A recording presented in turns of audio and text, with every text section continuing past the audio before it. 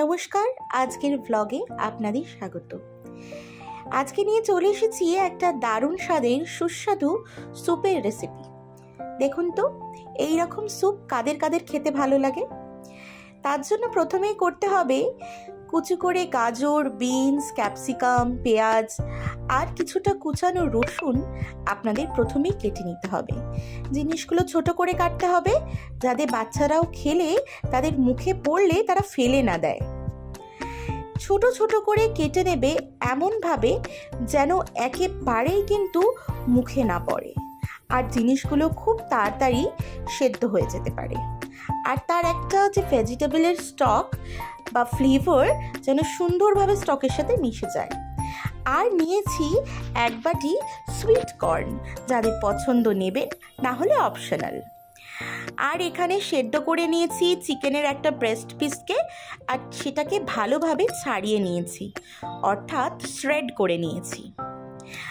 আর কিছুটা sweet corn নিয়ে নিয়েছি একটা ব্লেন্ডার জারে।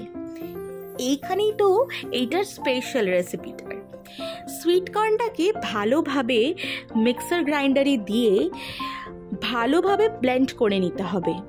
এমনভাবে ব্লেন্ড করতে হবে যেন জিনিসটা না খুব একটা স্মুথ হয়ে যায় বা না একেবারেই না হয়।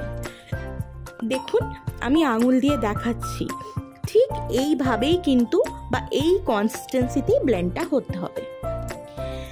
তারপরে গ্যাসের উপর একটা কড়া বসিয়ে দেবেন। ননস্টিকের কড়া হলে আরও ভালো। আমি এখানে স্টিলের পাত্রে বসিয়ে দিয়েছি গ্যাসের ওপর, আর গ্যাসটা জ্বালিয়ে নেব।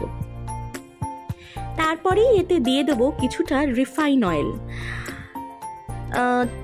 যে যেভাবে হেলথ কনসিয়াস সে সেইভাবে অয়েলটা ইউজ করতে পারে। আমি এখানে 2 টেবিল স্পুন মতো রিফাইন অয়েল ইউজ করেছি। একটু গরম হতে না হতেই আমি এর মধ্যে প্রথমেই দিয়ে দেবো এটাকে হচ্ছে ব্ল্যাক পেপার, গোটা ব্ল্যাক পেপার যেটা বা কালো মরিচ যেটাকে বলে, সেইটা দিয়ে দেবো। কথায় আছে তেলে প্রথম যে ফোড়নটা পড়ে পুরো রান্নায় তার ঘ্রাণ বা তার স্বাদটা একদম অটুট থাকে বা পুরো কন্টিনিউ থেকে যায়। তো ব্ল্যাক পেপারটা আমরা প্রথমেই তেলের মধ্যে দিয়ে একটুখানি ভেজে নেব। ভাজা হয়ে এলে তারপরেই দিয়ে দেবো কুচানো রসুনটা। রসুনটারও ফ্লেভার কিন্তু খুব ভালো লাগে। যারা রসুনের ফ্লেভার প্রথমে পছন্দ করবেন না, তারা এটাকে স্কিপ করে এর আগে আপনি পেঁয়াজটা দিয়ে দিতে পারেন। আমাদের বাড়িতে সবারই রসুনের ফ্লেভারটা খুব খেতে ভালো লাগে, তাই জন্য আমরা এখানে অ্যাড করে দিয়েছি প্রথমে রসুন কুচিগুলো। রসুনটা একটু ডার্ক ব্রাউন হয়ে এলে বা বলা ভালো একটু ব্রাউনিশ কালার বা একটু ক্রিস্পি হয়ে এলে আমরা এখানে অ্যাড করে দেব পেঁয়াজ কুচি। পেঁয়াজগুলো বা ভেজিটেবলগুলো, পেঁয়াজগুলোকে একটু ভালো করে ভেজে নেব। পেঁয়াজগুলোকে ভালো করে ভেজে নেবার পর যে আমরা ভেজিটেবলসগুলো অ্যাড করব, সেগুলোকে কিন্তু জাস্ট হালকা করে সতে করতে হবে। বেশি ভেজে নিলে ভেজিটেবলের যে ক্রাঞ্চি ব্যাপারটা সেটা কিন্তু চলে যাবে, আর কালারটাও কিন্তু ফিকা হয়ে যাবে। হ্যাঁ, যদি বাচ্চাদের দাও তাহলে একটু ভেজে নিতে পারো, কারণ কি জেনারেলি বাচ্চাদের মুখে পড়লে সবজি বাচ্চারা ফেলে দেয়। আমরা যদি বড়রা খাই, আমরা তো জানি কতটা হেলথ কনসিয়াস, তাই জন্য আমরা ভেজিটেবলগুলোকে এমনভাবে সটে করব যাতে ভেজিটেবলগুলোর ক্রাঞ্চ বজায় থাকে, অথচ ভেজিটেবলগুলো প্রপারলি কুকড হয়ে যায়। তারপরে আমি দিয়ে দিলাম এখানে ক্যাপসিকামগুলোকে সটে করে নেব কিছুক্ষণ। সবকটা ভেজিটেবল দেওয়ার পরই আমরা ওই নিয়ার অ্যাবাউট 2 মিনিট বা তারও কম 1 মিনিট করে একটু নাড়িয়ে নেব। সবকটা ভেজিটেবল একসাথে দিয়ে দেব না, যদি আপনাদের হাতে সময় কম থাকে আপনারা তাও করতে পারেন। কিন্তু আমি এখানে এক এক করে সবজি দিয়ে দিয়ে ভেজে নিয়েছি, যাতে প্রত্যেকটা ভেজিটেবলের নিজস্ব গুণগুলো নিজস্ব বজায় থাকে আর প্রত্যেকটা ভালোভাবে তার টেম্পারেচারে কুক হতে পারে। যেটা যার পর দেওয়া উচিত আমি ঠিক সেটা তারপরই দিয়েছি। ক্যাপসিকামটা দেওয়ার পর এখন দিয়ে দিলাম বিনসের একটা র বা বাজে ফ্লেভার বা গন্ধ থেকে থাকে, তার জন্য ক্যাপসিকামের পর আগে বিনস দেব, তারপরে দেব গাজর। এখানে ভালো করে প্রত্যেকটা সবজি কিন্তু ভেজে নিতে হবে, আবার এমনভাবে ভাজতে হবে যাতে সেটা ক্রাঞ্চিও থাকে। আপনাদের স্যুপ যখনই আপনারা খাবেন, আপনারা যে কোনো কিছু দিয়ে স্যুপ বানিয়ে নিতে পারেন, তবে ভুলে যাবেন না যদি আমরা চিকেন স্যুপ বানাই, যদি আগে থেকে চিকেনটা বয়েল করে নিই এরকম শ্রেডেড চিকেন হলে, তাহলে কিন্তু স্টকটা ফেলবেন না। চেষ্টা করবেন চিকেনটা সিদ্ধ করার সময় স্টকটা নয় চিকেনটার মধ্যে টানিয়ে নিতে, আর নয় স্যুপটা বা স্টকটা রেখে দিতে।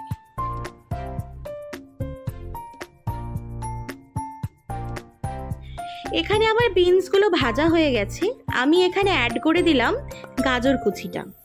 ভালোভাবে গাজর কুচিটাকে কেটে নিতে হবে।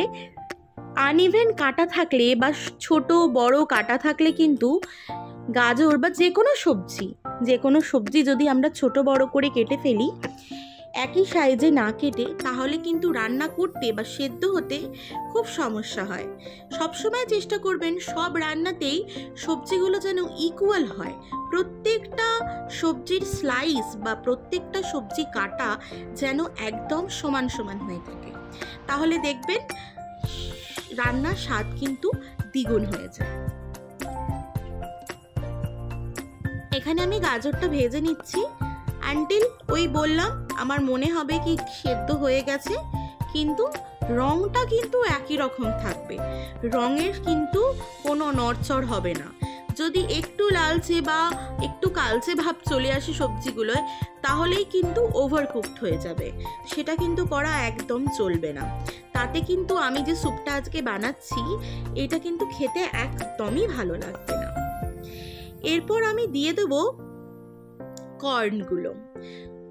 সুইট কর্ন যারা খেতে পছন্দ করেন, সুইট কর্ন অপশনাল, তবে চেষ্টা করবেন গোটা সুইট কর্ন না দিয়ে আমি যে পেস্টটা বানিয়েছি ওই রকম পেস্ট দেবার, তাতে মুখেও পড়ে না, অথচ স্যুপের মধ্যে একটা ন্যাচারাল সুইটনার বা একটা ন্যাচারাল যে স্বাদ যেটা আমরা কর্নফ্লাওয়ার দিয়ে আনি, সেই স্বাদটা কিন্তু খুব সুন্দরভাবে থাকবে। এখানে ভালোভাবে আমি সুইট কর্নটা কিন্তু যেটা পেস্ট করে রেখেছিলাম তারপরে সেটাও দিয়ে দিলাম। কড়াই লেগে যাবে, ভয় পাবেন না, লেগে যাওয়ার কোনো ভয় নেই। ভালো করে একটু এদিক ওদিক নাড়িয়ে আমি যেখান থেকে বা যে পাত্রে এটা ছিল পেস্টটা, জল দিয়ে ধুয়ে সেই পাত্রের জলটাকে আমি স্যুপের মধ্যে দিয়ে দিলাম। আমার সবজিগুলো কিন্তু ভাজা কমপ্লিট। তারপরে যে চিকেনের লাস্টের বোন দুটো আমি সেদ্ধ করেছিলাম, সেই বোন দুটো আর শ্রেডেড চিকেন বা বলা ভালো ছাড়ানো চিকেনটা সম্পূর্ণটা সেই সবজিগুলোর সাথে দিয়ে দিলাম। কিছুক্ষণ নাড়াচাড়া করব, চিকেনগুলো অলরেডি সেদ্ধ করা। কিছুক্ষণ নাড়াচাড়া করে পর্যাপ্ত পরিমাণে জল, যতটা আপনি স্টক চাইছেন বা যতটা স্যুপ চাইছেন ততটা। তবে কিন্তু একটা কথা আপনাদের বলে দিই, যতটা আপনি সবজি রাখছেন, যদি 50% সবজি থাকে তাহলে কিন্তু 50%ই জল রাখবেন। সে সবজির সাথে কিন্তু কখনো স্যুপ বাড়িয়ে দেবেন না, তাহলে কিন্তু স্যুপের মান মর্যাদা কোনোটাই থাকে না। তখন কিন্তু স্যুপটা পাতলা হয়ে যায়, সবজিগুলো তলায় থিতিয়ে যায়। এমন ডেন্স রাখতে হবে স্যুপটা যাতে খেয়েও পেট ভরে আর মুখেও লাগে, না হলে কিন্তু সবাই ওপর দিয়ে স্যুপ খেয়ে নিয়ে তলার সবজিগুলো পড়েই থাকবে। তো আমি পর্যাপ্ত পরিমাণে জল আর বলেছিলাম স্টকটা যেটাতে সেদ্ধ করেছিলাম চিকেনটা, খুবই অল্প স্টক আছে, বাকিটা আমি টানিয়ে নিয়েছিলাম চিকেনে, সেই স্টকটাকে দিয়ে দিলাম। এবার কিছুটা নাড়িয়ে ফুটতে দেব কিছুক্ষণ, তারপরে দিয়ে দেব নুন সামান্য মতো, আর টেস্ট অনুযায়ী সল্টটা আপনারা নিজেদের মতো করে দিয়ে নেবেন। গ্যাসটাকে মিডিয়াম টু লোয়ে রেখে আমরা কিন্তু এটাতে ঢাকনা দিয়ে দেবো। ঢাকা দিয়ে এটাকে ধিমে আঁচে স্যুপ যত ফোটাবেন বা ধিমে আঁচে যত বেশি বয়েল করবেন, তত কিন্তু স্যুপের ফ্লেভার বা স্যুপের টেস্ট ভালো হয়। তাড়াতাড়ি বা সিটি মেরে প্রেশারে স্টু হয়, স্যুপ কিন্তু হয় না। স্যুপ কিন্তু খুব একটা সুন্দর ফ্লেভারফুল জিনিস, বা বলা যায় অ্যাপেটাইজার, যেটাকে অ্যাপেটাইটকে বাড়াতে সাহায্য করে, তার জন্যই কিন্তু স্যুপ খাই। সেই স্যুপগুলো জেনারেলি ক্লিয়ার স্যুপ হয়ে থাকে। এগুলো কিন্তু একটা ফুলফিলিং স্যুপ। এই স্যুপের সাথে কোনো রকম ক্রুটনস বা ব্রেড দিয়ে সার্ভ করলে খেতে কিন্তু অসাধারণ লাগে। ইভেন কিন্তু আপনারা যে কোনো ডায়েটে বা রাতের ডিনারে বাচ্চাদের কিন্তু দিতে পারেন। এখানে মাঝে মাঝেই চেক করছি স্যুপটা কতদূর হয়েছে। আর একটা প্রবলেম, তলায় যেন লেগে না যায়, যেহেতু কর্ন দেওয়া হয়েছে। আর আমার এখানে কড়াটা স্টিলের, নন স্টিক নয়, স্টিলের পটেই কিন্তু স্যুপ হয়। যখন ফুটে এসছে আমি তখন একটা ঘোল রেডি করেছি কর্নফ্লাওয়ারের, বা স্লারি রেডি করেছি। সেইটাকে আমি স্যুপের মধ্যে দিয়ে স্যুপটাকে নাড়াবো।